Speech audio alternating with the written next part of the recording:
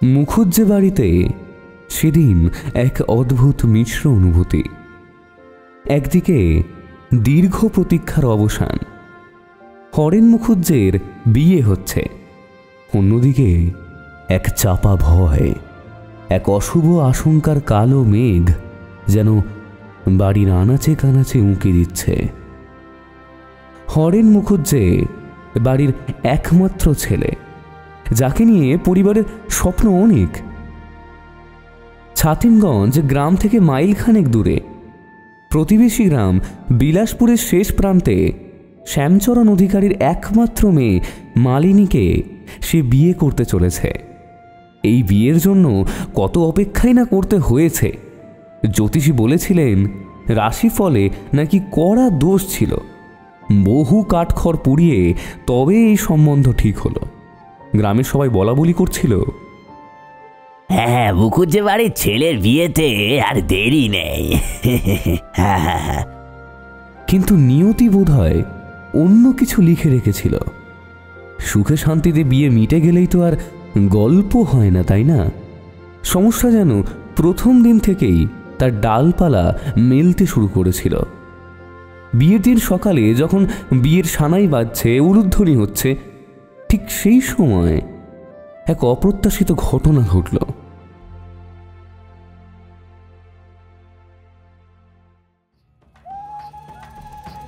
হরেনের মা বকুল রানী দেবী, যিনি ছেলেকে আশীর্বাদ করার জন্য সিঁড়ি বেয়ে নিচে নামছিলেন, হঠাৎ মাথা ঘুরে পড়ে গেলেন। তার হাতের আলতার বাটি সশব্দে মেঝেতে আছড়ে পড়ল, আর টকটকে লাল আলতা ছড়িয়ে গেল বাড়ির উঠোন জুড়ে। মনে হলো যেন এক বাটি তাজা রক্ত কেউ ছিটকে দিয়েছে মুখুজ্জে বাড়ির বুকে। স্তব্ধ হয়ে গেল চারদিক, সানাই থেমে গেল, উলুধ্বনিও থমকে গেল। গ্রামের মহিলার মধ্যে কেউ ফিসফিস করে বলল, আরে আরে, অশুভ লক্ষণ, এই বিয়েতে অমঙ্গল হবে দেখবি। বিয়ের আগে রক্ত দেখা ভালো নয়, মা লক্ষ্মী যে রুষ্ট হবেন। আবার সে বলল। বকুল রানী দেবীকে ধরাধরি করে তোলা হলো। এতক্ষণে হরেনের বাবা নবীনচন্দ্র মুখুজ্জে দৃঢ় কণ্ঠে বললেন, ছি ছি ছি, এসব এসব কি অলক্ষণে কথা বলছো তোমরা? সামান্য পা পিছলে যাওয়া, দীর্ঘ এত বছর পর আমার ছেলের বিয়ে হচ্ছে, কোনো কুসংস্কারে আমি আর এই শুভ কাজ থামাবো না। নবীনচন্দ্রের গলার স্বরে এক দৃঢ়তা ছিল, যা সবাইকে চুপ করিয়ে দিল। অগত্যা সব রকম অশুভ ইঙ্গিত উপেক্ষা করে তারা বিয়ের মণ্ডপের উদ্দেশ্যে রওনা হলেন।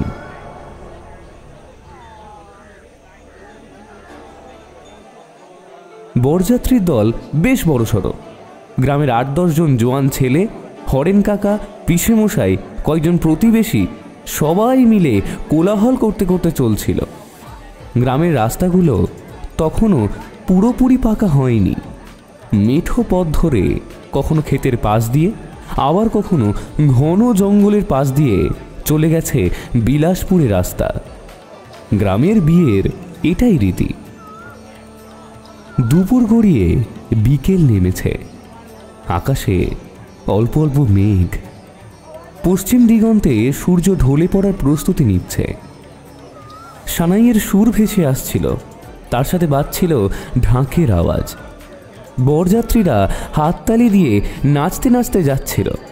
তাদের উন্মত্ত উল্লাস আর হাসিতে চারপাশের নিস্তব্ধতা যেন ভেঙে খান খান হয়ে যাচ্ছিল। হরেন পালকিতে বসেছিল, তার মনটা অবশ্য একটু ভার ভার। মায়ের পড়ে যাওয়াটা সে কিছুতেই ভুলে উঠতে পারছিল না।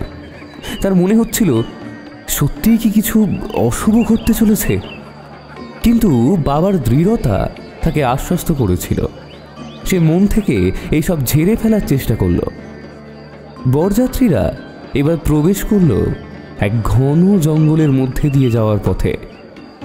গ্রামের সবচেয়ে নির্জন এবং কিছুটা ভুতুরে বলে পরিচিত এই রাস্তাটা।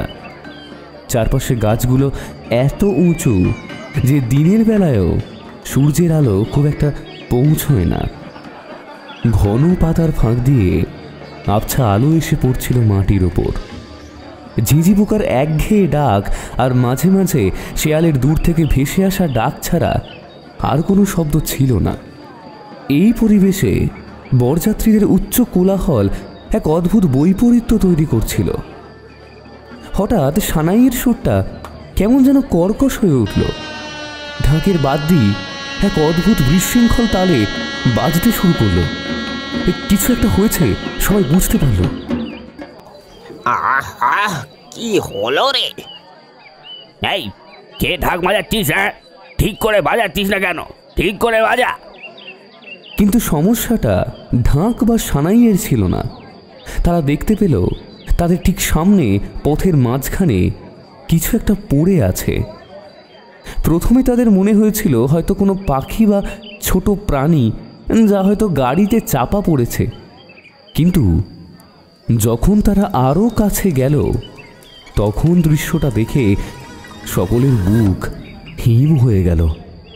মাটির উপরে পড়ে আছে একটা বিশাল পেঁচা। তার গা থেকে তখনও তাজা রক্ত চুইয়ে পড়ছে, মিশে যাচ্ছে মাটির সাথে। কিন্তু সবচেয়ে ভয়ঙ্কর ছিল পেঁচাটার চোখ। তার দুই চোখ যেন উপড়ে নেওয়া হয়েছে, কেবল দুটি গভীর গর্ত অবশিষ্ট। মনে হচ্ছে ধারালো কোনো কিছু দিয়ে নির্মমভাবে তার চোখ দুটো তুলে নেওয়া হয়েছে। পেঁচাটা এখনো অল্প অল্প কাঁপছে, যেন শেষ নিঃশ্বাসটা কোনো অলৌকিক বলে নিজের বুকে জমিয়ে রেখেছে। মুহূর্তেই নাচ গান হই হুল্লোড় সব থেমে গেল। যে বরযাত্রীরা কয়েক মুহূর্ত আগেও হাসিতে ফেটে পড়ছিল তাদের মুখে এখন আতঙ্কের ছাপ। কেবল ঝিঁঝি পোকার ডাক আরও তীব্র বলে মনে হলো। বরযাত্রীদের মধ্যে সবচেয়ে অভিজ্ঞ ছিল গদাই কাকা। তার বয়স 50 পেরিয়েছে। গ্রামের অনেক উত্থান পতনের সাক্ষী সে প্রথমেই নীরবতা ভাঙল। এ কি রে বাবা, পেঁচা, তাও আবার মাঝ রাস্তায়? গদাই কাকা বলল। রবিন, যে একটু বেশি সাহসী, এগিয়ে গিয়ে পেঁচাটাকে দেখতে গেল। ধুত্তর, আরে এটা তো সামান্য একটা মরা পেঁচা, এতে আবার কি হবে? কিন্তু গদাই কাকা তাকে ধমকে দিলেন। ছুঁয়ো না রবিন, ছুঁয়ো না, এ অশুভ, এ খুব অশুভ লক্ষণ। হরেনের পিসিমশাই, যিনি একটু আধ্যাত্মিক প্রকৃতির ছিলেন, তার কপালে ভাঁজ পড়ল। তিনি বললেন, পেঁচা তো দেবী লক্ষ্মীর বাহন, আর তার এমন অবস্থা, দাও আবার বিয়ের বরযাত্রীর সামনে, এ যে বড় খারাপ লক্ষণ। একজন প্রবীণ ঢাকি, যে এতদিন ধরে বিয়েতে ঢাক বাজিয়ে আসছে, তার শরীর কাঁপছিল। সে ঢাকটা নামিয়ে রেখে প্রায় ফিসফিস করে বলল, বাবা, এ আমি জীবনে দেখিনি। বরের যাত্রায় এমন জিনিস দেখা অমঙ্গল ছাড়া তো আর কিছু নয়। চোখ উপড়ানো পেঁচা, এ নিশ্চয়ই কোনো অপদেবতার কাজ। আরেকজন বরযাত্রী ভীত কণ্ঠে বলল, গ্রামে শুনেছি নিশি নাকি মানুষের চোখ তুলে নেয়, তাহলে কি? তার কথা শেষ হলো না। গদাই কাকা মাথা নাড়লেন। না না, নিশি মানুষের গলায় ডাকে, তবে এমন বিভৎস মৃত্যু, কোনো অশুভ শক্তি এর পেছনে আছে। নবীনচন্দ্র মুখুজ্জে, যিনি এতক্ষণ কিছুটা নিশ্চুপ ছিলেন, এবার এগিয়ে এলেন। তার মুখেও চিন্তার ছাপ স্পষ্ট, কিন্তু তিনি নিজেকে সামলে নিয়ে বললেন, তোমরা তোমরা এসব কি বলছো? কুসংস্কার। একটা পেঁচা মরে পড়ে আছে, তাকে নিয়ে এত নাটক করছো কেন? রাস্তা পরিষ্কার করো, রাস্তা পরিষ্কার করো, আমরা যাব। তবে তার গলাতেও আগের মতো জোর ছিল না। কিন্তু বরযাত্রীদের চোখে মুখে তখনও ভয়ের ছাপ স্পষ্ট। কেউ আর নাচতে বা গাইতে সাহস পাচ্ছিল না। সানাইয়ের সুর কেমন যেন করুণ হয়ে গেল। ঢাকের বাদ্যি মন্থর এবং অনিয়মিত। পেঁচাটাকে পাশ কাটিয়ে তারা সাবধানে এগিয়ে চলল। কিন্তু সকলের মনেই এক অলক্ষ্যে ভয় বাসা বাঁধল। এই বীভৎস দৃশ্য যেন বিয়ের আনন্দের উপর এক কালো ছায়া ফেলে দিল। বিয়ের লগ্ন তখন বেশ গভীর। বিলাসপুর গ্রামের অধিকারী বাড়িতে সানাইয়ের সুর ভেসে আসলেও মুখুজ্জে বাড়ির বরযাত্রীদের মনে একটা চাপা আতঙ্ক গ্রাস করেছিল। প্যাঁচাটার বীভৎস দৃশ্য যেন তাদের মন থেকে কিছুতেই মুছছিল না। তবু লোকলজ্জার ভয়ে এবং নবীনচন্দ্র মুখুজ্জের কড়া নির্দেশনায় বিয়ের সব আচার অনুষ্ঠান কোনো মতে সম্পন্ন হল। কিন্তু অশুভ ইঙ্গিতগুলো যেন পিছু ছাড়ছিল না। মন্ত্রপাঠের সময় বারবার প্রদীপ নিভে যাচ্ছিল। পুরোহিত মশাই বিরক্ত হয়ে বারবার তা জ্বালাচ্ছিলেন। এ কেমন গো মশাই, বাতাস নেই অথচ প্রদীপ বারবার নিভে যায়। তিনি বিরক্তি নিয়েই বলছিলেন। হরেনের মায়ের দেওয়া শাঁখা পরানোর সময় মালিনীর হাত থেকে দুবার শাঁখা ফসকে পড়ল, ঝনঝন করে উঠল মেঝেতে। তৃতীয়বারে কোনো মতে সেটা পরানো গেল। সবচেয়ে অদ্ভুত ঘটনাটা ঘটল সিঁদুর পরানোর সময়। হরেন যখন মালিনীর সিঁথিতে সিঁদুর দিচ্ছিল তখন হঠাৎ কোথা থেকে এক দমকা হাওয়া এসে পড়ল, আর মালিনীর কপালে সিঁদুর সামান্য সময়ের জন্য যেন কালো হয়ে গেল।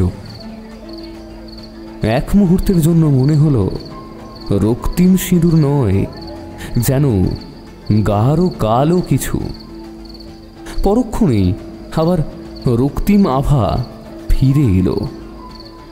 উপস্থিত সবাই ব্যাপারটা খেয়াল করেনি, কিন্তু গদাই কাকা আর হরেনের পিসে মশাই একে অপরের দিকে তাকালেন। তাদের মুখে এক অজানা শঙ্কার ছায়া। নবীনচন্দ্র অবশ্য এসব দিকে নজর দিচ্ছিলেন না। তিনি কেবল তাড়াতাড়ি করে বিয়ের পাট চুকিয়ে বাড়ি ফিরতে চাইছিলেন। মনে মনে বলছিলেন, শুভ কাজটা হয়ে যাক, তারপর তারপর সব ঠিক হয়ে যাবে, একদম সব ঠিক হয়ে যাবে। বিয়ে শেষে নতুন বউ মালিনীকে নিয়ে মুখুজ্জে বাড়ির পথে রওনা হলো বরযাত্রীরা। আগের সেই উচ্ছ্বাস আর উল্লাস ছিল না। পথ জুড়ে এক চাপা নিস্তব্ধতা। সন্ধে প্রায় গড়িয়ে রাত নেমেছে। আকাশে মেঘের আনাগোনা। তারাদের দেখা নেই, কেবল বরযাত্রীদের হাতে থাকা লণ্ঠনের আলো আঁধার চিরে পথ দেখাচ্ছিল। যখন তারা সেই ভয়ঙ্কর বাঁশবাগান আর জঙ্গলের পথ পেরিয়ে এলো তখন যেন সবার মনেই একটু স্বস্তি ফিরল। কিন্তু সেই স্বস্তি ছিল ক্ষণস্থায়ী। মুখুজ্জে বাড়িতে যখন নতুন বউকে বরণ করার পালা, তখন এক অদ্ভুত ঘটনা ঘটল। বাড়ির দোরগড়ায় এসে মালিনী যখন আলতা পরা পায়ে উঠোনে পা রাখল তখন বাড়ির মহিলারা উলুধ্বনি দিয়ে উঠল।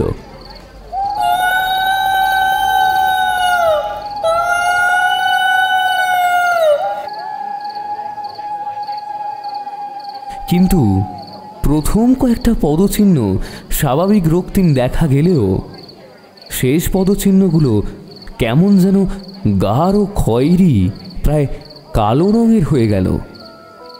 বকুল রানী দেবী, যিনি সস্নেহে পুত্রবধূকে বরণ করছিলেন, তিনি এই দৃশ্য দেখে থমকে গেলেন। তার পাশের এক প্রতিবেশী মহিলা ভয়ে ভয়ে বলল, বৌমা, তোমার পায়ে কি মাটি লেগেছে? মালিনী মাথা নাড়ল। না শাশুড়ি মা, আমি তো দেখছি না। নবীনচন্দ্র এগিয়ে গেলেন। কি কি কি কি হচ্ছে এসব? হ্যাঁ, তোমরা তোমরা কেন এসব খুঁটি নাটি নিয়ে গোলমাল করছো? বৌমা বৌমা ভেতরে আসুক। তার গলায় বিরক্তি স্পষ্ট।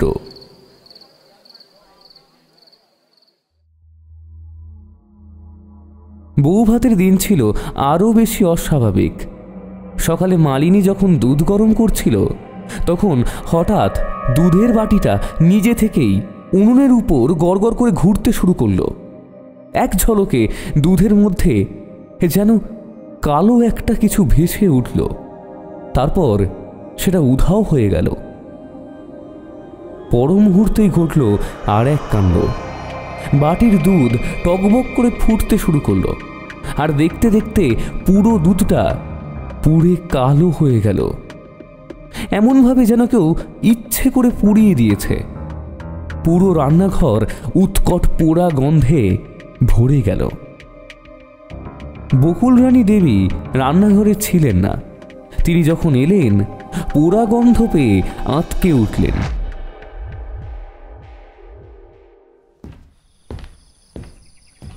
তিনি বললেন, কি রে বৌমা, এসব কি করলি? মালিনী তখন অবাক হয়ে বাটির দিকে তাকিয়েছিল। আমি আমি জানি না শাশুড়ি মা, নিজের থেকেই এমন হলো। তার গলা কাঁপছিল। নিজেই এমন হলো মানে? উনুন কি খুব বেশি জ্বালাচ্ছিলি?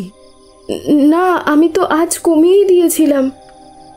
বকুল রানী দেবী ব্যাপারটা বুঝে উঠতে পারলেন না, কিন্তু তার মন খুঁতখুত করতে লাগলো। এই বাড়িতে এমন ঘটনা আগে কখনো ঘটেনি।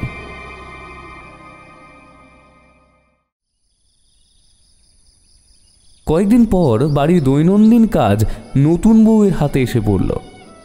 একদিন মালিনীর দায়িত্ব ছিল রাতের রান্না করা। হরেন আর তার বাবা মাঠে গিয়েছিল। বকুল রানী দেবী মন্দিরে পুজো দিতে গিয়েছিলেন। সেদিন বাড়িতে কেবল নতুন বউ আর বাড়ির পুরনো কাজের লোক ছিল। মালিনী রান্নাঘরে উনুনের পাশে বসেছিল। মাটির উনুনে কাঠ পুড়িয়ে রান্না হচ্ছিল। বকুল রানী দেবী মন্দির থেকে ফিরে রান্নাঘরের দিকে যাচ্ছিলেন। পুত্রবধূকে দেখতে পেলেন উনুনের সামনে। তিনি ভাবলেন, আহ, নতুন বউ একা একা রান্না করছে। তিনি হাসি মুখে এগিয়ে গেলেন। কি রে বৌমা, রান্না কত দূর হলো? বকুল রানী দেবী প্রশ্ন করলেন, কিন্তু মালিনীর কোনো সাড়া শব্দ নেই। সে যেন উনুনের আগুনের দিকে এক দৃষ্টে তাকিয়ে রয়েছে। তার চোখ দুটো বড় বড় হয়ে আছে, যেন কোনো ঘোরের মধ্যে রয়েছে। তার মুখে কেমন যেন এক অস্বাভাবিক কাঠিন্য। বকুল রানী দেবী অবাক হলেন। বৌমা, এ বৌমা, কি হয়েছে রে তোর? কথা বলছিস না কেন? তিনি মালিনীর আরও কাছে এলেন। তখন তিনি যা দেখলেন তাতে তার শিরদাঁড়া বেয়ে ঠান্ডা স্রোত নেমে গেল। মালিনীর মুখে এক অদ্ভুত হাসি লেগে আছে, যা মোটেও স্বাভাবিক নয়। তার চোখ দুটো যেন উনুন থেকে ঠিকরে আসা আগুনের লাল আভায় আরও বেশি জ্বলজ্বল করছে। হঠাৎ করেই উনুনের আগুনের শিখা ফটফট শব্দ করে ফুট করে বেড়ে গেল। এক বিশাল অগ্নিশিখা যেন উনুন থেকে লাফিয়ে উঠল। বকুল রানী দেবী ভয়ে চিৎকার করে উঠলেন, ওরে বাবা রে, এ কি বৌমা, ও বৌমা! পর মুহূর্তেই এক ভয়ঙ্কর দৃশ্য দেখলেন তিনি। সেই বিশাল অগ্নিশিখা মালিনীর মুখের ওপর আছড়ে পড়ল, আর দেখতে দেখতে মালিনীর গোটা মুখে যেন আগুন লেগে গেল। আগুনের হলকা আর চুল তার মুখ ঝলসে দিচ্ছিল। ও মা গো! বকুল রানী দেবী আর্তনাদ করে উঠলেন, বৌমা, কি হলো রে তোর? তিনি দিশেহারা হয়ে হাতের কাছে থাকা জলের বালতি নিয়ে আগুনের দিকে ঝাঁপিয়ে পড়লেন, কিন্তু তার হাত যেন অবশ হয়ে গিয়েছিল। তিনি ভয়ে পাথরের মতো দাঁড়িয়ে রইলেন। সেই অগ্নিশিখার মধ্যেই তিনি এক বিভৎস দৃশ্য দেখলেন। আগুনের লেলিহান শিখার মধ্যে মালিনীর মুখটা পুড়ে ঝলসে গেছে। মাংসপেশি পুড়ে গিয়ে তার মুখের ভিতরের হাড়গুলো দেখা যাচ্ছে। মনে হচ্ছে যেন একটি জীবন্ত কঙ্কাল তার সামনে দাঁড়িয়ে আছে। চোখের কোটরে শুধু অন্ধকারের গহ্বর। সে সেই বীভৎস চেহারা দেখে বকুল রানী দেবী চিৎকার করে উঠলেন। তার শরীর কাঁপছিল, তিনি পড়ে যাওয়ার উপক্রম হলেন।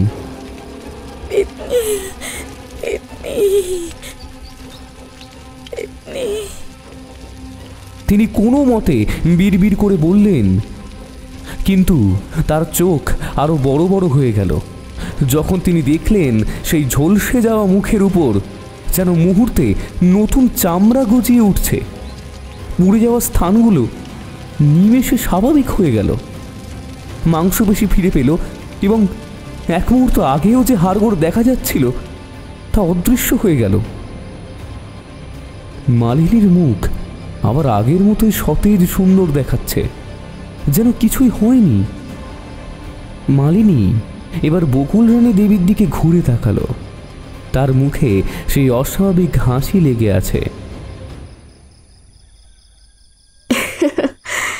কি হয়েছে শাশুড়ি মা, অমন ভয় পেয়ে গেলে কেন?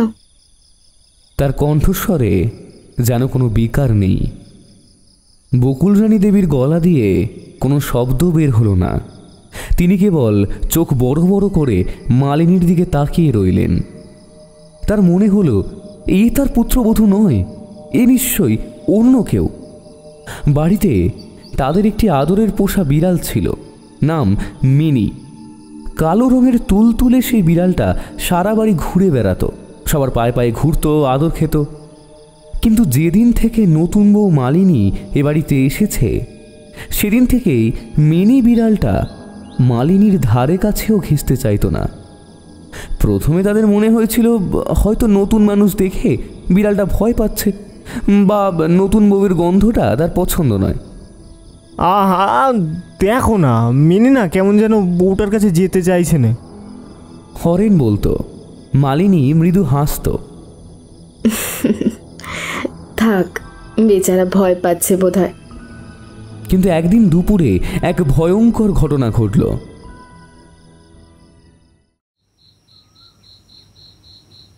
হরেন এবং নবীনচন্দ্র মাঠ থেকে ফিরেছেন, বকুল রানী দেবী রান্নাঘরে ব্যস্ত।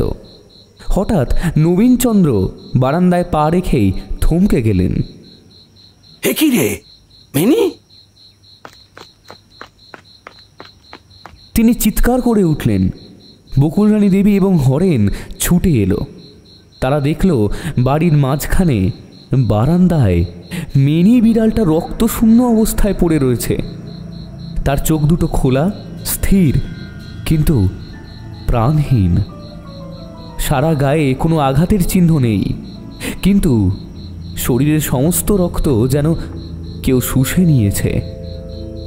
বিড়ালটা কেমন যেন চুপসে গেছে, চামড়াগুলো কুঁচকে গেছে। হরেন ভয়ে ভয়ে মিনিকে তুলে নিল। বাবা, ও বাবা, এটা কি হলো গো? এ একদম তো রক্ত নেই যেন শরীরে। নবীনচন্দ্র বিড়ালটাকে উল্টে পাল্টে দেখলেন, তার মুখেও এখন আতঙ্ক। এ তো যেমন শুকনো কাঠ, রক্ত গেল কোথায়? বকুল রানী দেবী হাত জোর করে বললেন, মা শীতলা, এ কি অঘটন ঘটলো বলো তো? কে করলো এমন কাজ? ও মা, মা! হরেন তখনই মালিনীর দিকে তাকালো। মালিনী তখন বারান্দার এক কোণে দাঁড়িয়েছিল তাদের দিকে তাকিয়ে। তার মুখে সেই মিষ্টি হাসিটা তখনও লেগে আছে, কিন্তু হরেনের চোখে সেই হাসিটা এখন আর স্বাভাবিক বলে মনে হলো না। তার মনে হলো মালিনীর চোখ দুটো যেন মেনির নিষ্প্রাণ চোখের মতো স্থির, কেমন যেন গভীর এবং অচেনা। রক্ত নেই, কোনো আঘাতও দেখছি না। এ তো মানুষের কাজ নয় যেন। তার গলা কাঁপছিল। নবীনচন্দ্র মুখে যতই স্বাভাবিক থাকার চেষ্টা করুন না কেন, মেনির এই অস্বাভাবিক মৃত্যু তাকে ভিতরে ভিতরে কাঁপিয়ে তুলেছিল। তিনি নিশ্চিত ছিলেন এটা কোনো সাধারণ ঘটনা নয়।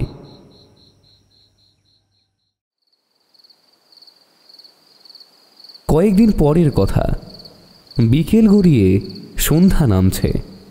দিনের শেষ আলো ম্লান হয়ে আসছে। নবীনচন্দ্র মুখুজ্জে বারান্দায় বসে সন্ধ্যা তারার দিকে তাকিয়েছিলেন। চা খাওয়ার একটা প্রবল ইচ্ছে জাগলো তার মনে। তিনি ভাবলেন নতুন বউকে একটু ডেকে বলেন, বৌমা, এক কাপ চা বানিয়ে দাও তো। তিনি মালিনীর ঘরের দিকে পা বাড়ালেন। দরজাটা অল্প খোলা ছিল, ভেতরে উঁকি দিলেন তিনি। মালিনী ঘরের ভিতরে খাটের পাশে মেঝেতে বসে আছে, তার পিঠ নবীনচন্দ্রের দিকে। তার কালো কুচকুচে লম্বা চুলগুলো খোলা, পিঠ বেয়ে নিচে নেমে গেছে। সন্ধ্যার আবছা আলো আধারিতে মালিনীকে দেখতে অদ্ভুত লাগছিল। নবীনচন্দ্র ভাবলেন সন্ধ্যার সময় মেয়েদের এভাবে খোলা চুলে থাকা ভালো নয়। তিনি গলা খাকারে দিলেন, বৌমা, কি কি করছো তুমি? সন্ধে হয়ে গেল, খোলা চুলে এভাবে থেকো না। মালিনী আস্তে আস্তে ঘাড় ঘোরালো। নবীনচন্দ্র যা দেখলেন তাতে তার সমস্ত শরীর যেন বিদ্যুতের মতো চমকে উঠল। মালিনীর চোখ দুটো সে এক অদ্ভুত স্থির দৃষ্টিতে তাকিয়েছিল তার দিকে। সেই দৃষ্টিতে যেন কোনো আবেগ নেই, কেবল এক নিষ্পৃহ পাথরের মতো শূন্যতা। সেই শূন্যতার গভীরে যেন লুকিয়ে আছে এক অকথ্য অন্ধকার। তার মুখে এক বিচিত্র ক্লেশহীন হাসি লেগে রয়েছে এখনো, যা মোটেও স্বাভাবিক মানুষের হাসি নয়। মনে হলো সে যেন তাকে দেখছে না বা তার কথা শুনছে না, বরং তার ভিতরের আত্মাকে ছিঁড়ে দেখছে। নবীনচন্দ্রের গলা শুকিয়ে কাঠ হয়ে গেল।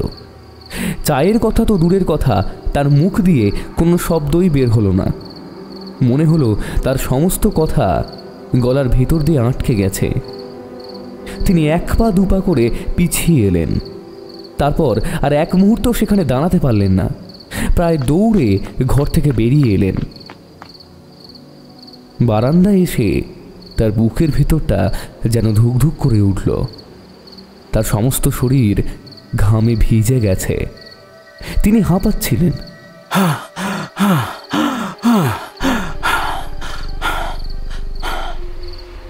ঠিক সেই মুহূর্তে তার পাশ থেকে একটা মিষ্টি কণ্ঠস্বর ভেসে এলো, বাবা, আপনি কিছু বলছেন?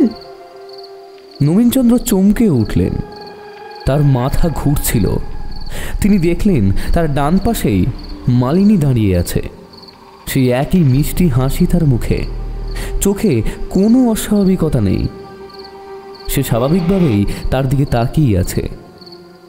নবীনচন্দ্রের চোখ দুটো বড় বড় হয়ে গেল। তুমি এখানে?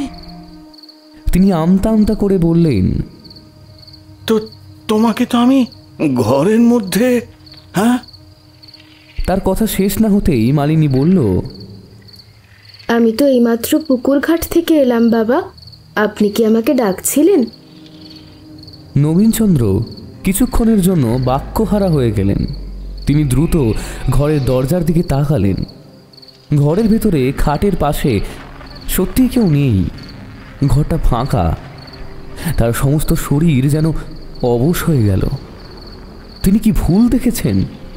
কিন্তু তার স্মৃতিতে সেই মলিনীর বিভৎস দৃষ্টি, সেই পাথরের মতো সাদা চোখ আর ক্লেশহীন হাসিটা যেন জ্যান্ত হয়ে উঠল।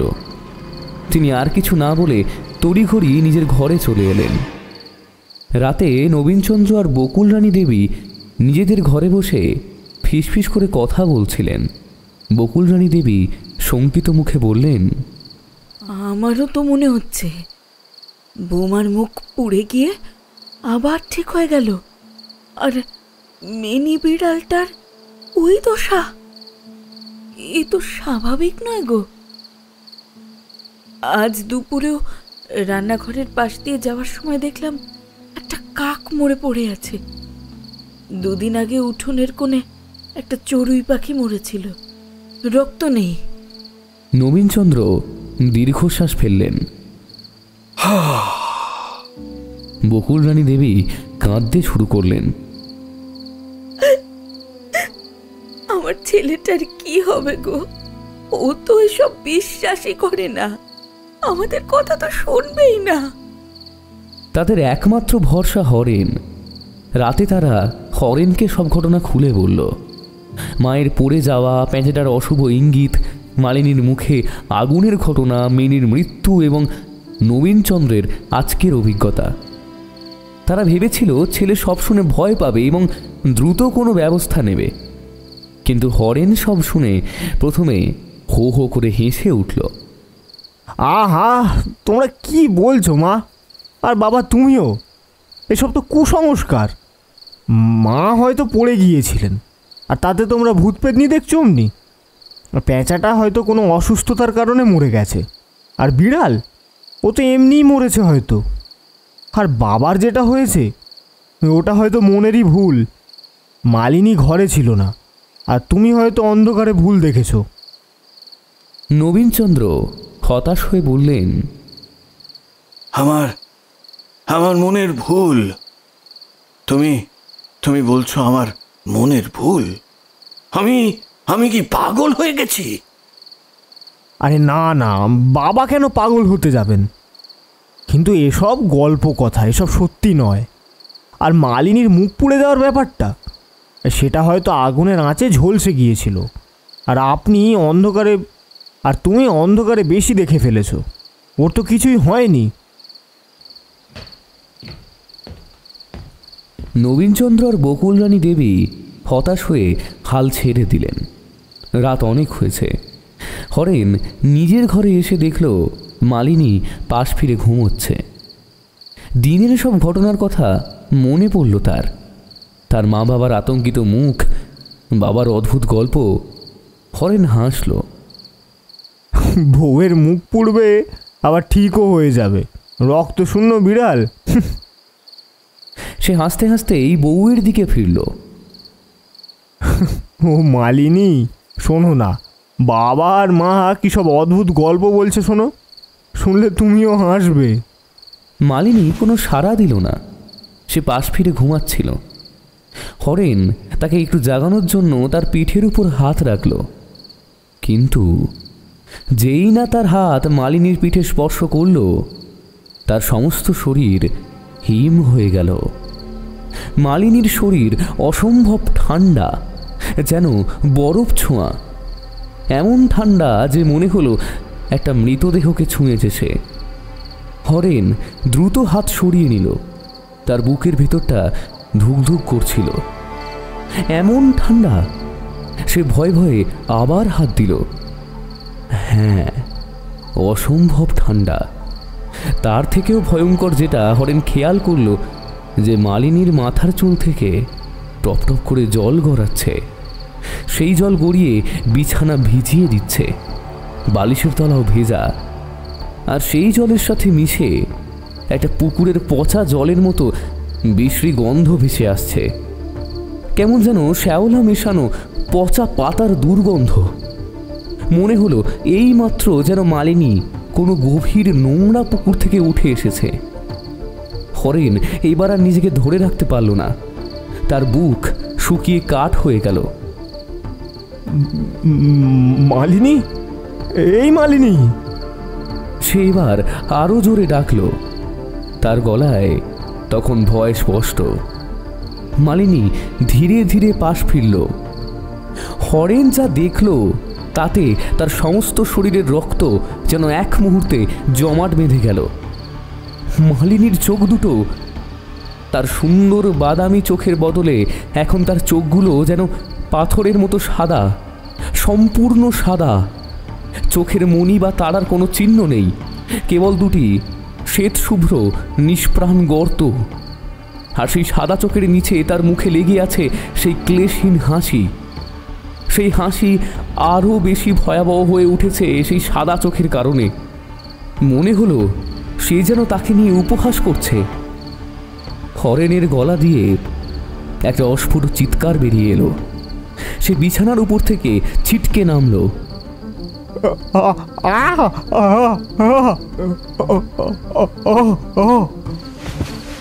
তার মনে হলো সে যেন একটি জীবন্ত দুঃস্বপ্নের মধ্যে আটকা পড়েছে।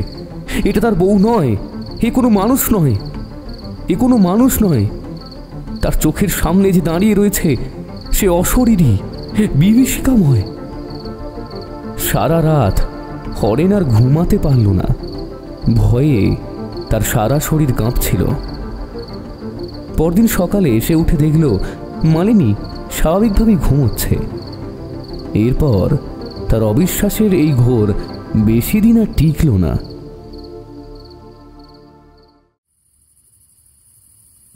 কয়েকদিন পর মাঝরাতে হরেন বাথরুমে যাচ্ছিল। যাওয়ার পথে দেখল মালিনী তাদের বাইরের দিকের খোলা বারান্দায় একা একা দাঁড়িয়ে রয়েছে।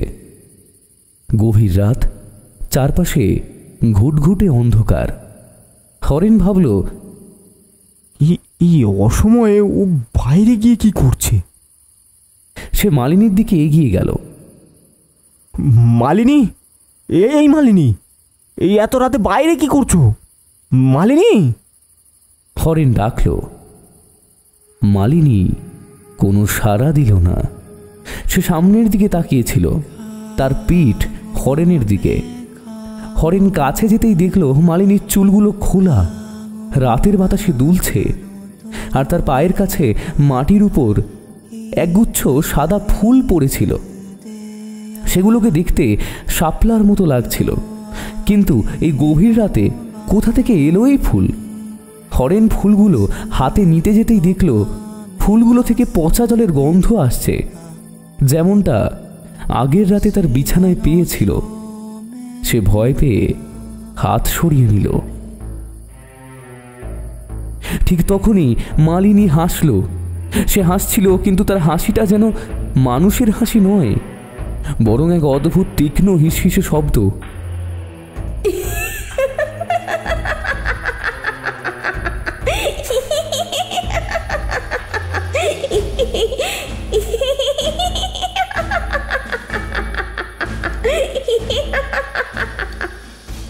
আর তার পাশেই বারান্দার কোণে রাখা জলের বালতিটা নিজে থেকেই উল্টে গেল।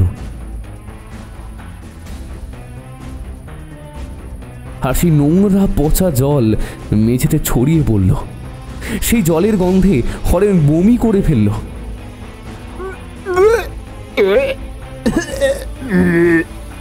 মালিনী এবার ধীরে ধীরে হরেনের দিকে ঘুরল। তার মুখে সেই ক্লেশহীন হাসি।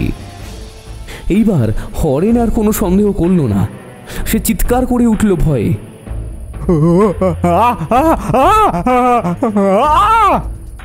মালিনী কোনো উত্তর দিল না, কেবল হাসতে লাগলো। আর সেই হাসির শব্দে হরেনের কানে তালা লেগে গেল।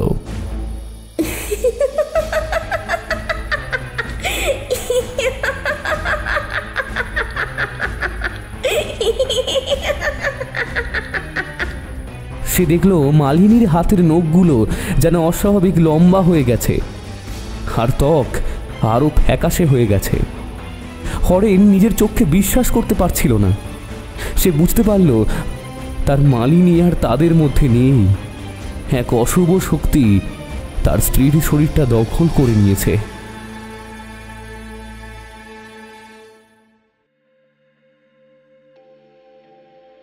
নবীনচন্দ্র আর বকুল রানী দেবী তখন নিজেদের ঘরে বসে কপালে হাত দিয়েছিলেন।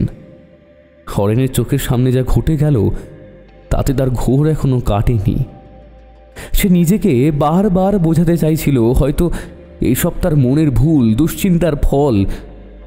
এই যখন পরিস্থিতি, ঠিক তখনই এক অচেনা লোক এসে হাজির হলো মুখুজ্জে বাড়িতে। লোকটি বেটে খাটো, পরনে গেরুয়া বস্ত্র, কপালে রক্তচন্দনের তিলক। তার চোখ দুটো তীক্ষ্ণ, স্থির।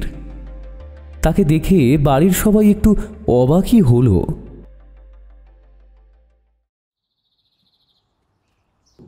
লোকটা কোনো ভূমিতা না করে সরাসরি নবীনচন্দ্রের সামনে এসে দাঁড়ালো। মুখুজ্জে মশাই, আপনার বাড়ির নতুন বৌমা কেমন আছে? লোকটা শান্ত কণ্ঠে প্রশ্নটা করল, কিন্তু তার শান্ত স্বরে এক অমোঘ কর্তৃত্ব ছিল। আমার নাম রঘুবীর, আমি তারণতান্ত্রিকের শিষ্য। তারণতান্ত্রিককে চেনেন তো? ওই যে পাশের গ্রামের পানাপুকুরের ধারে যা আখড়া? তারণতান্ত্রিকের নাম শুনে নবীনচন্দ্র আর বকুলরানী দেবীর মুখ ফ্যাকাশে হয়ে গেল। তারণতান্ত্রিককে কে না চেনে? তার অলৌকিক ক্ষমতা, তার তন্ত্র সাধনার কথা গ্রাম গ্রামান্তরে ছড়িয়ে আছে।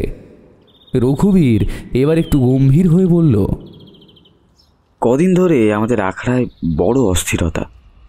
পানাপুকুরের ধারে যেই পুরনো বটগাছটা, যেখানে একটা শাঁকচুন্নি বাসা বেঁধেছিল, কদিন ধরে তাকে আর সেখানে দেখা যাচ্ছে না। তান্ত্রিক মশাই বুঝতে পারছিলেন না সে কোথায় উধাও হলো। কিন্তু আমাদের বৌমার সাথে এর কি সম্পর্ক? বকুলরানী দেবী ভয়ে ভয়ে প্রশ্ন করলেন। রঘুবীর এক দীর্ঘশ্বাস ফেলে বলল, আপনাদের ছেলের বিয়ের আগের দিন তান্ত্রিক মশাই সেই শাকচুন্নিকে বটগাছ থেকে তাড়ানোর চেষ্টা করেছিলেন। সে প্রায় ধরা পড়ে গিয়েছিল, কিন্তু শেষ মুহূর্তে সে সেখান থেকে পালায়। কোথায় গেল কেউ কিছু বুঝতে পারেনি। এখন আমাদের মনে হচ্ছে সে আপনাদের বাড়ির নতুন বৌমার মধ্যেই আশ্রয় নিয়েছে। হরেন এতক্ষণ চুপ করে শুনছিল, এবার সে ভয়ে ভয়ে বলে উঠল, এসব কি বলছেন আপনারা? আমার আমার মালিনীকে শাকচুন্নিতে ধরেছে। তার চোখে অবিশ্বাস আর রাগ। রঘুবীর তার দিকে তাকালো। ও, আমার কথা মিথ্যা মনে হচ্ছে? ঠিক আছে, একটা পরীক্ষা করে দেখা যাক। যদি আপনার বৌমার শরীরে সত্যিই শাকচুন্নি থাকে, তাহলে এই সুপারি দিয়েই পরীক্ষা হয়ে যাবে। এই বলে তার ঝুলি থেকে একটি ছোট বাদামি রঙের সুপারি বের করল। সুপারিটা দেখতে সাধারণ হলেও তারণতান্ত্রিকের মন্ত্রপুত এই সুপারিতে এক অদ্ভুত শক্তি ছিল। এই সুপারিটা আপনার বৌমার গায়ে স্পর্শ করান। যদি তার রং কালো হয়ে যায়, তাহলে বুঝবেন আপনার বৌমার ভেতরেই সেই শাকচুন্নি লুকিয়ে আছে। রঘুবীর শান্তভাবে বলল। হরেন প্রথমে ইতস্তত করল, তার মন মানছিল না। অবশেষে সে এক দীর্ঘশ্বাস ফেলে সুপারিটা রঘুবীরের হাত থেকে নিল। মালিনী তখন পাশের ঘরে ছিল। হরেন ভয়ে ভয়ে তার ঘরের দিকে পা বাড়ালো। তার হাত কাঁপছিল, বুকের ভেতরটা যেন ঢাকের মতো বাজছিল। দরজার বাইরে দাঁড়িয়ে কয়েক মুহূর্ত ইতস্তত করল সে। একটা প্রবল দ্বিধা তাকে গ্রাস করছিল। সে কি পারবে এই পরীক্ষা করতে? যদি সত্যি প্রমাণিত হয় তার প্রিয়তম স্ত্রী যদি এক অশুভ শক্তিতে পরিণত হয়, তাহলে সে কি করবে? কিন্তু কৌতূহল এবং অজানার প্রতি ভয় তাকে ভিতরে ঠেলে দিল। সে ধীরে ধীরে দরজা খুলে ভিতরে ঢুকল। মালিনী খাটে বসে চুল আঁচড়াচ্ছিল। তার মুখে সেই চিরচেনা মিষ্টি হাসি। কি হয়েছে গো, তুমি এমন ঘামছো কেন? মালিনী প্রশ্ন করল। তার কণ্ঠস্বর স্বাভাবিক, মধুর। হরেনের বুকটা ধরপড় করছিল। না না, কিছু না, এমনি। সে সুপারিটা পিছনে লুকানোর চেষ্টা করছিল। মালিনী একটু বাঁকা চোখে তাকালো। ওটা কি তোমার হাতে? লুকোচ্ছ কেন? হরেন এক গভীর শ্বাস নিল। না, এটা কিছু না গো, তুমি একটু এদিকে এসো তো। সে প্রায় কম্পিত হাতে সুপারিটা মালিনীর দিকে বাড়ালো। তার হাত কাঁপছিল। মালিনী এগিয়ে এলো। হরেন যখনই সুপারিটা তার হাতে ছুঁয়ে দিল, মুহূর্তের মধ্যে সেই বাদামি সুপারিটা কালচে হয়ে গেল, যেন কয়লা। সুপারির রং এতটাই গাঢ় হয়ে গিয়েছিল যে মনে হলো সেটার মধ্যে যেন সমস্ত অন্ধকার শুষে নেওয়া হয়েছে। হরেনের হাত থেকে সুপারিটা ফুসকে নিচে পড়ে গেল আর সশব্দে মেঝেতে গড়িয়ে গেল। হরেন আর কিছু দেখতে পেল না। তার মাথা ঘুরছিল। তার মালিনী, তার প্রিয় মালিনী এখন আর সে নেই। তার শরীরে বাসা বেঁধেছে এক অশুভ আত্মা। সেই মুহূর্তে মালিনীর মুখের সেই মিষ্টি হাসিটা ধীরে ধীরে বিকৃত হতে লাগলো। তার চোখ দুটো আবার সেই পাথরের মতো সাদা হয়ে গেল। মুখটা অস্বাভাবিকভাবে বড় হয়ে গেল, আর এক ভয়ঙ্কর কর্কশ হাসি ছড়িয়ে পড়ল ঘর জুড়ে।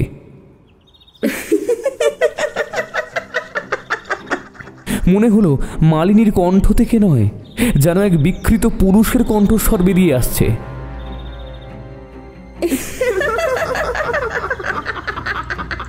এই তো তোরা বললে এটা লুকিয়ে রেখেছিলেন। মালিনীর মুখ দিয়ে সেই কর্কশ আওয়াজ বেরিয়ে এলো। হরেন দ্রুত ঘর থেকে বেরিয়ে এলো। সে তার মা বাবার দিকে তাকিয়ে কেবল মাথা নাড়ল। তার চোখে জল আর গভীর আতঙ্ক। রঘুবীর সব বুঝে গেল।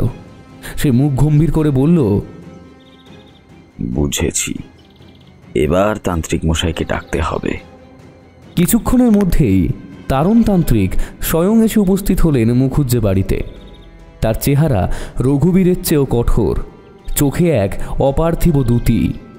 তার পরনেও গেরুয়া বস্ত্র, গলায় রুদ্রাক্ষের মালা। তিনি সোজা মালিনীর ঘরের দিকে পা বাড়ালেন। হরেন আর তার বাবা মাকে অনুসরণ করলেন।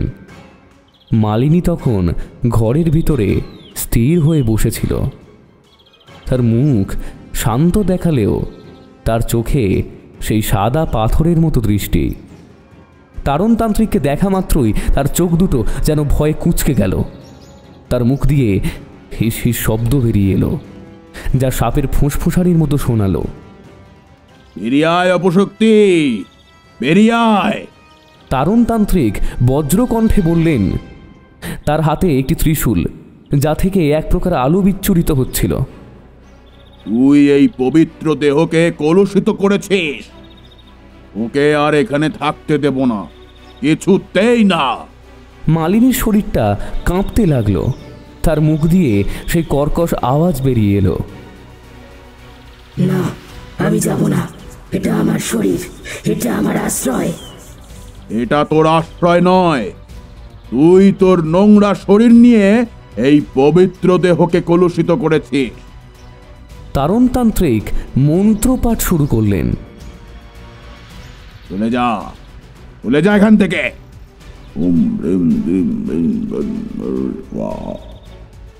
তার কণ্ঠস্বর গম্ভীর। প্রতিটি মন্ত্র যেন এক একটি আঘাত হানছিল শাকচুন্নির উপর। তার মন্ত্রের সাথে সাথে ঘরের মধ্যে এক ছোটোখাটো যুদ্ধ শুরু হয়ে গেল। মালিনীর শরীরটা প্রবলভাবে কাঁপছিল, যেন তার ভেতরের শক্তিটা বেরিয়ে আসতে চাইছে। ঘরের আসবাবপত্রগুলো নিজে থেকেই নড়তে শুরু করলো। দেয়ালের ছবিগুলো নিচে পড়ে গেল। কাঁচের জিনিস ভেঙে চুরমার হলো। বাতাসে ধুলো উড়তে লাগলো। মনে হলো যেন কোনো অদৃশ্য শক্তি মালিনীর শরীরটাকে ঝাঁকাচ্ছে। মালিনীর মুখটা বিভৎসভাবে বিকৃত হয়ে গেল। তার চোখগুলো আরও বেশি সাদা হয়ে গেল, যেন জ্বলন্ত অঙ্গার। তার মুখ দিয়ে অদ্ভুত অমানসিক চিৎকার বেরোতে লাগলো, যেন অদৃশ্য কিছুর সাথে লড়াই করছে। তার শরীরটা অদ্ভুতভাবে বেঁকে যাচ্ছিল। মনে হচ্ছিল যেন তার হাড়গুলো ভেঙে গুঁড়ো হয়ে যাচ্ছে। হরেন আর তার মা বাবা ভয়ে দূরে সরে যাচ্ছিল। তারা এমন দৃশ্য জীবনে কখনো দেখেনি। আমাকে ছাড়, আমি যাব না, আমি যাব না। মালিনীর কণ্ঠ থেকে সেই কর্কশ বেরোচ্ছিল। তারণতান্ত্রিক চোখ বন্ধ করে মন্ত্র পাঠ করে চলছিলেন।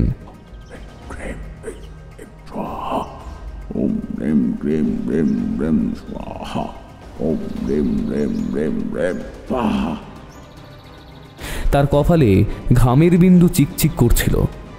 তিনি এক হাতে ত্রিশূল উঁচিয়ে ধরেছিলেন, আর অন্য হাতে একটি মন্ত্রপুত জল ছিটিয়ে দিচ্ছিলেন মালিনীর দিকে। যখনই জল তার শরীর স্পর্শ করছিল, মালিনী যেন যন্ত্রণায় ছটপট করছিল।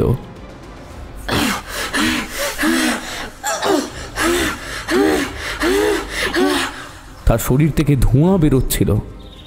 শাকচুন্নি বুঝতে পারল তারণতান্ত্রিকের সাথে এঁটে ওঠা সম্ভব নয়। সেই শরীর থেকে পালানোর চেষ্টা করল।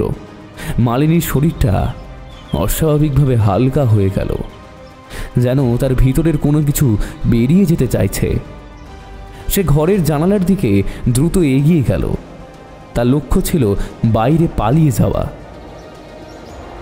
এই কোথায় পালাচ্ছিস পিশাচি? হ্যাঁ, তারণতান্ত্রিক হুঙ্কার দিয়ে উঠলেন, ওকে আজ যেতে দেব না, কিছুতেই না। তিনি দ্রুত তার কোমরে গোঁজা অন্য একটি সুপারি বার করলেন। সেই সুপারিটা ছিল প্রথম সুপারির চেয়েও ছোট, কিন্তু তার শক্তি ছিল আরও অনেক বেশি।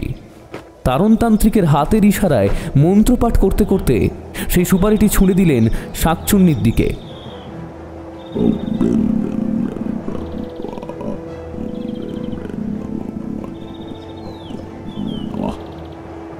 যা তখন মালিনীর শরীর থেকে সবে বেরিয়ে আসছিল একটি আবঝা কালো ধোঁয়ার মতো।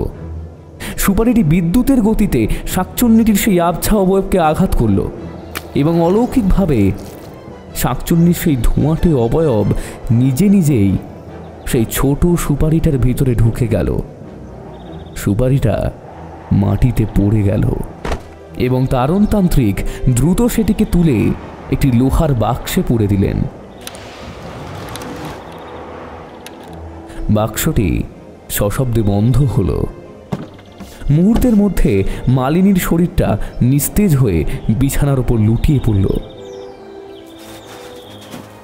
তার চোখ স্বাভাবিক হয়ে এলো, মুখে সেই স্বাভাবিক মিষ্টি হাসিটা আবার ফিরে এলো, কিন্তু সে জ্ঞান হারিয়েছে।